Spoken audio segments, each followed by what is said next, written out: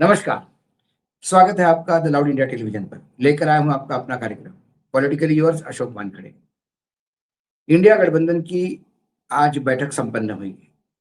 23 दलों के नेता यहाँ थे और ये बैठक होने के पहले से स मेन स्ट्रीम मीडिया में लगातार इंडिया गठबंधन टूट गया, इंडिया गठबंधन ये हो गया, इंडिया गठबंधन क्यों?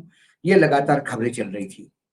इंडिया गठबंधन का विश्वास नहीं, उनके पास फोकस नहीं, उनके पास कॉन्फिडेंस नहीं, ऐसी तमाम बातें बीजेपी के प्रवक्ता और सारे गोदी मीडिया अपने यहाँ डिस्कशन कर रहे थे कि जब ममता क्यों आ रही, जब ममता के पास लोग ही नहीं है, ममता के पास ये हो रहा है, वो हो रहा है, डीएमके टूट गया, जेएमएम, बहुत सारी बातें हुई। लेकिन इंडिया गठबंधन की जब भी कोई मीटिंग होती है तो इंडिया गठबंधन वाले कभी ऐसे, क्योंकि वो उनका इंटरनल मामला है, इनका इंटरनल मामला है। लेकिन देश में जितनी समस्याएं हैं, इंडिया गठबंधन की बैठक यदि उनके बैकग्राउंड पे होती है तो यकीनन बीजेपी को तकलीफ तो होगी। तो फिर रात को एक और छिछोरापन हुआ, जहां मीटिंग थी कॉन्स्टिट्यूशन क्लब में, उसी के पहले जो एक ट्रैफिक आइलैंड होता है, यानी गोल चक्कर होता है, उस चक्कर पे तमाम बड़े-बड़े पोस्टर्स रात को लगाए गए। किसने लगाए किसी को पता नहीं। दिल्ली के इतने हाई सिक्योरिटी ज़ोन में कोई पोस्टर लगा के जाता है और पुलिस को पता तक नहीं चलता। बड़ी ताज्जुब है, उस पोस्टर्स पे ना नाम है ना कुछ है। लेकिन पोस्टर्स में राहुल गांधी की फोटो थी और नीचे शरद पवार का फोटो था और बीच में लिखा हुआ था कि शरद पवार राहुल गांधी को सीरियस नहीं मानते। शरद पवार का वक्तव्य। ममता बनर्जी का फोटो, ऐसे ही पोस्टर, साथ में ममता बनर्जी कहती थी कि कांग्रेस पे विश्वास नहीं रखा जा सकता। लेफ्ट क्या कहती थी, राइट क्या कहती थी, तमाम राजनीतिक दलों ने जो राहुल गांधी के बारे में कहा, वो पुराने तमाम वाक्य उन्होंने वहां पे पोस्टर बना के लगाए थे। बाद में यूथ कांग्रेस ने उसको उठा के फाड़ के फेंक दिया। लेकिन टेलीविजन पे जरूर चर्चा चली, सारी लोगों ने कहा कि देखो क्या है ये, कैसे लोग इकट्ठा हो रहे हैं जब एक दूसरे के बारे में नहीं बांटते।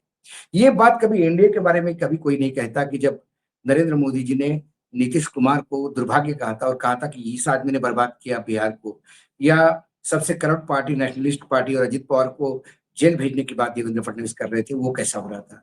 शुभेंदु अधिकारी को पैसे लेते हुए कहा था कि देखो कैसा भोला चेहरा से पैसे लेता है और यह कैमरे के सामने पैसा लेने में शर्म नहीं आती है। टीएमसी के नेताओं को आज मुख्यमंत्री बनाया। हेमंत विश्व शर्मा को, जिसके खिलाफ लगातार ये बोलते रहे, सदन चलने नहीं दिया आसाम में, वो आज इनके मुख्यमंत्री है। इसके बारे में पीडीपी को आतंकी पार्टी बोलने वाली बीजेपी उसके साथ समर्थन में आती है, कोई बात नहीं। इस पे कभी गोदी मीडिया चर्चा नहीं करता, इसमें कभी पोस्ट, क्यों? ये छिछोरापन है। क्या उमा भारती को पार्टी से निकाल देंगे नरेंद्र मोदी जी? उमा भारती ने खुद की पार्टी लॉन्च की, तब गुजरात में जाके ये कहा था कि ये विकास पुरुष नहीं है, विनाश पुरुष है। लेकिन पुराने वक्तव्यों को फिर नए कलेवर में देने का प्रयास किया ताकि एक फोकस चेंज हो जाए। उसके बाद जब मीटिंग चालू हुई तो एकाएक पता पड़ा कि एक राज्यसभा के सांसद टीएमसी के हैं, उन्होंने इस्तीफा दे दिया। उन्होंने पार्टी से भी इस्तीफा दे दिया, फिर वो खबरें चली। फिर एक खबर प्लांट हुई कि 20 सांसद गायब है भई टीएमसी के, और वो शुभेंदु अधिकारी दिल्ली में बैठे हैं, उनके टच में हैं। फिर 5 नाम आए, कोई कहे 14 है, दिन भर ये काम चलता रहा। पूरा प्रयास था कि ये फोकस जो है इंडिया गठबंधन का, वो हटाया जाए। फिर बाद में जो इंडिया गठबंधन की मीटिंग हुई उसमें खबरें छपी, टीवी के तो आया नहीं, टीवी को तो बुलाया नहीं गया था। टीवी के को इसलिए बुलाया नहीं गया था, अभी भी कांग्रेस डीएमके के साथ अपने संबंध सुधारने का पक्षधर में है और लगातार चिदम्बरम जैसे नेता प्रयास कर रहे हैं कि चलो जो कुछ भी हुआ उसके लिए माफी मांगो। जेएमएम नाराज है, लेकिन जेएमएम ने कांग्रेस के राज्यसभा सदस्य को पूरा समर्थन देकर जितवाने की बात कही है। जेडीयू तो बहुत पहले ही निकल गए थे। आम आदमी पार्टी हमेशा कांग्रेस के सामने बीजेपी की बी टीम बन के काम करती रही, उसका भी आना कोई ये नहीं था। लेकिन आज मीटिंग में क्या हुआ, आज सोनिया गांधी भी मीटिंग में थी, खड़गे साहब भी मीटिंग में थे, राहुल गांधी भी थे और बहुत सारे लोग थे इंडिया गठबंधन में। 2 साल के बाद 7वीं बैठक थी ये, 25 दलों के नेता इकट्ठा हुए थे। उसमें उद्धव ठाकरे ऑनलाइन जुड़े थे, हेमंत सोरेन ऑनलाइन जुड़े थे, लेकिन सोनिया गांधी, राहुल गांधी, मल्लिकार्जुन खड़गे, अखिलेश यादव, ममता बनर्जी, सुप्रिया सुले, कपिल सिब्बल, ये लोग सब शामिल थे। मीटिंग के बाद कांग्रेस के अध्यक्ष मल्लिकार्जुन खड़गे ने प्रेस से बताया कि 2 घंटे से ज्यादा चली इस बैठक में 5 मुद्दों पर सहमति बनी है। उसमें नीट में देश के युवाओं के साथ धोखा हुआ है, नीट और सीबीएसई की गड़बड़ी के लिए शिक्षा मंत्री जिम्मेदार है, वह तुरंत इस्तीफा दे। उन्होंने कहा कि गठबंधन हर 2 महीने में महंगाई, बेरोजगारी और अर्थव्यवस्था के मुद्दे पर बैठक करेगा। एसआईआर और चुनाव की निष्पक्षता को लेकर इंडिया ब्लॉक सीजेआई को लेटर लिखेगी। 8 अगस्त को अगली बैठक हैदराबाद में होगी। मानसून सत्र के दौरान भी विपक्ष बैठक करेगा। जो 5 मुद्दे में सहमति जो हुई है, वो इस प्रकार है। एसआईआर और चुनाव की निष्पक्षता को लेकर जो मैंने बोला, इन तमाम पाँचों मुद्दे मैंने आपको बता ही दिए हैं। इसमें बाकायदा सोनिया गांधी और ममता बनर्जी की बॉडी लैंग्वेज बहुत बढ़िया लग रही थी और अखिलेश यादव जम्मू कश्मीर के उमर अब्दुल्ला के पास बैठ के बिल्कुल कंफर्टेबल पोजीशन पे दिखाई दे रहे थे। और जैसा कि मैंने कहा कि सुबह ही आज दिल्ली में जो पोस्टर्स दिखे, उसके बाद अ, वो सब ने उसको तोड़ दिया। अ, इंडिया ब्लॉक की बैठक के पीछे 1 जून को दिल्ली के खरगे के यहाँ हुई थी। पूरे 2 साल के बाद गठबंधन के नेता एक साथ जुड़े। इस बैठक पे NCP SPC chief Sharad Pawar ने कहा कि मौजूदा समय में ब्लॉक के सभी दलों को एकजुट रखना सबसे ज़रूरी है। उन्होंने कहा कि एक तरफ नरेंद्र मोदी के नेतृत्व वाली भाजपा सरकार है, दूसरी तरफ ये दल है, उसके नेतृत्व को स्वीकार नहीं करते। ऐसे सभी दल साथ आए, गठबंधन के भीतर मौजूदा मतभेदों को दूर किया जाएगी और ना कोई समाधान निकाला जाएगा।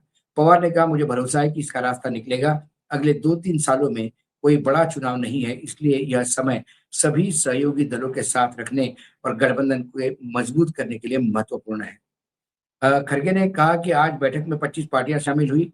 इंडिया ब्लॉक से बीते 3 साल में 3 पार्टियां अलग हो गई है। जेडीयू 2024 में लोकसभा चुनाव के दौरान जिसने ये इंडिया गठबंधन की नींव डली, वही भाग गए। आप दिल्ली और हरियाणा विधानसभा चुनाव के दौरान और डीएमके हाल ही में तमिलनाडु के दौरान। अ, इन जो सारी जो बातचीत हुई, उसमें उन्होंने कहा कि संविधान पर हमले जारी है। जांच एजेंसियां का इस्तेमाल विपक्षी नेताओं को परेशान करने के लिए किया जा रहा है। आर्थिक माहौल कमजोर और निवेश अपेक्षित गति से नहीं आ रहा है, जिससे रोजगार पर असर पड़ रहा है। उन्होंने कहा, परीक्षा प्रणाली में मिसमैनेजमेंट हुआ, जिससे लाखों युवकों की उम्मीदों पर असर पड़ा है। 17 अप्रैल 2026 को एक दिन सभी विपक्षी दलों ने लोकसभा में एकजुट होकर परिसमन से जुड़े विधायक को हराने की भूमिका निभाई थी। इसी एकता को आगे भी मजबूत रखना जरूरी है। इंडिया ब्लॉक की बैठक पर कांग्रेस नेता वीरप्पन मोइली ने कहा, 23 से ज्यादा पार्टियां एक साथ आई है। बाकी पार्टियों को कुछ मुद्दे हो सकते हैं, लेकिन इसका मतलब ये नहीं कि हम राष्ट्रीय स्तर पर एकजुट नहीं है, क्योंकि हमारा मकसद एक है। और इन 23 जो दल है, उनका यदि मैं नाम आपको बता दूं तो कांग्रेस था, समाजवादी पार्टी, तृणमूल कांग्रेस थी, बंगाल से राष्ट्रीय जनता दल, बिहार से नेशनल कॉन्फ्रेंस, जम्मू कश्मीर से people's democratic PDP Jammu Kashmir से, झारखंड मुक्ति मोर्चा झारखंड से, शिवसेना यूपीटी महाराष्ट्र से, एनसीपी शरद पवार ग्रुप महाराष्ट्र से, सीपीआई सीपीएम बंगाल और सीपीआई एमएल लिबरेशन जो है वो तीनों बंगाल और आप केरल कह सकते हैं, revolutionary socialist party, Indian Muslim league और ये दोनों पार्टियां, इनका साउथ में ज्यादा है। विथु विदुथल्ली चिरुथगलाई कांची वीसीके, वो ज्यादा अच्छा है बोलने में, वो भी थी। और 16वीं पार्टी जो है एमडीएमके है। 17वीं केरल कांग्रेस, केरल कांग्रेस एम, राष्ट्रीय लोकतांत्रिक पार्टी, भारत आदिवासी पार्टी ए बीएपी, लोकदल, फॉरवर्ड ब्लॉक और शेतकरी कामगार पक्ष एसकेपी। जैसे 23 लोगों के 23 पार्टियों की वो खास वो है। उत्तर प्रदेश के मंत्री संजय निषाद ने कहा कि इंडिया ब्लॉक के नेता अवसरवादी है। वो बीजेपी को हमेशा जब ये एक होते हैं तो अवसरवादी लगते हैं, और वो जब वो एक हो जाते हैं तो उनको लगता है कि ये बहुत बड़े पैमाने पे संगठित किया है। मतलब देश के विकास में यदि आपको हाथ बटाना हो तो मोदी का हाथ बटाना होगा, और जो देश का सत्यानाश हो रहा है उसके यदि सवाल पूछोगे तो फिर आप अवसरवादी हो जाते हैं। ये नई परिभाषाएं है, लगातार सत्ता पक्ष ये प्रपोजिशन बनाता है और ये एक बात बताने का प्रयास करता है, लेकिन देखना यह है कि इंडिया गठबंधन की जो मीटिंग हुई, ये अगली मीटिंग हैदराबाद में, इसके बीच में क्या फायदा होता है, क्या टीएमके आती है, क्या टीवीके के लिए रास्ता खुल जाता है। और जो नाराजगी सीपीआईएम की थी वो कुछ हद तक उसको एड्रेस किया गया, और आगे सभी दलों ने प्रयास किया कि जितना हम एक दूसरे के खिलाफ कम बोले वो ज्यादा अच्छा है। लेकिन कांग्रेस के साथ परेशानी है, कांग्रेस देश के सभी राज्यों में है और कई राज्यों में वो आमने सामने भी है। बंगाल में आमने सामने है, केरल में आमने सामने है। ऐसे में फिर बैलेंस रखना बहुत मुश्किल हो जाता है, लेकिन देखते, सीनियर नेता भी थे, खड़गे जैसे नेता थे, चिदम्बरम जैसे लोग काम पे लग गए हैं, तो लगता है कहीं ना कहीं बैलेंस होगा। कुल मिलाकर इंडिया गठबंधन की जो 25 दलों की मीटिंग थी, वो बहुत फ्रूटफुल हुई ऐसे मुझे लगता है।